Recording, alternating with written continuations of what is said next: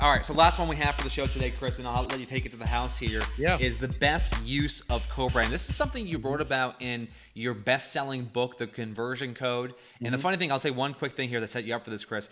Just got translated into Turkish. Just throwing that out there. Like, it's like the Yeah, so seventh or eighth country, but Turkey. Yeah, We're all in. now how many languages have you been translated into? It's 7 languages. 7 languages. That's amazing. I've been reading a bunch of sales book as of late. Just sharpening my skills, and every book I read, I have more and more appreciation for what you were able to accomplish with the conversion code. But in the conversion code, you talked about the importance of co-branding. So I want you to walk me through, what does it mean and how can we use it?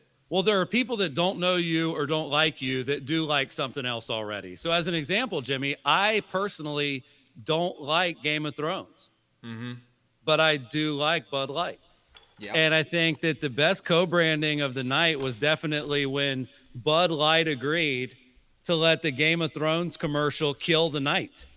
Like, that was just such a smart play because, there, as much as everybody thinks everybody likes Game of Thrones, that's what people that like it think. Yeah. And as much as everybody thinks everybody likes Bud Light, that's what people that like Bud Light think. So I was thinking about this, and it's like, man, what is more popular than you? And then how can you kind of co-brand with that? A good example is like Zillow. If you're a premier agent, if you have 500 reviews on Zillow, saying our Zillow reviews say we're great is probably stronger than saying we're great. But I was thinking, like, there's a restaurant in your area that's more popular than you. And there's a park and a bar and a blogger and a news anchor. And what's so cool is you don't even need to do this big collaboration, Jimmy. Yeah. When you write on your blog and you promote through your page and you distribute through your list, a positive write-up, article, deep dive about a business, about a local celebrity, like, that is kind of also co-branding, right? Like, if a new Whole Foods is opening in town, like, basically you doing a contest to win a gift card to Whole Foods, or you writing up like exactly how long it takes to drive to Whole Foods from the most popular areas of Orlando. Like, I think that can be big, but it's impossible not to reciprocate. So not only did the commercial play well, now you've got HBO and Bud Light tweeting it. You've got HBO and Bud Light Facebooking it, Instagramming it. And then you've got the people that love both of them also sharing it, right? So like, there's an article about a restaurant that people would share that would never even read anything about you. And I just think it's a good tactic, man, putting your brand next to popular brands in a smart way. So you define co-branding as basically connecting with people and brands that are more popular than you to help basically raise awareness that you exist. Yeah. And like, if you're like a local escape room, if you're like a local, like, there's restaurants moving in and out of here all the time.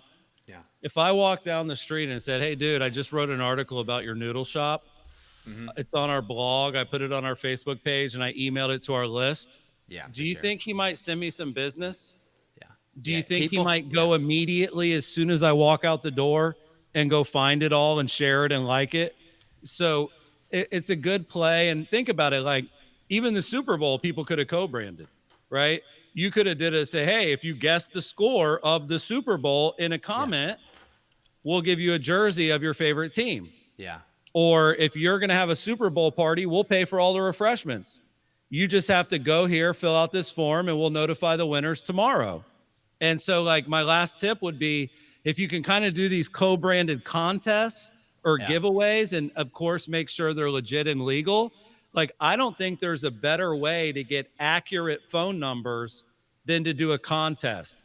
It's harder and harder to get people's phone numbers, but they're going to give you their phone number if they're waiting to win. I'll give you a last example here, Jimmy. Every year, Quicken Loans, they do a lot of great lead gen. Yeah. They do radio ads, TV ads, Super Bowl ads, radio commercials. But once a year, they partner with the PGA and they give away this like insanely exclusive experience with your favorite golfer. And they probably generate a couple 100,000 leads. Well, do you want Quicken to be able to call you when you find out you won?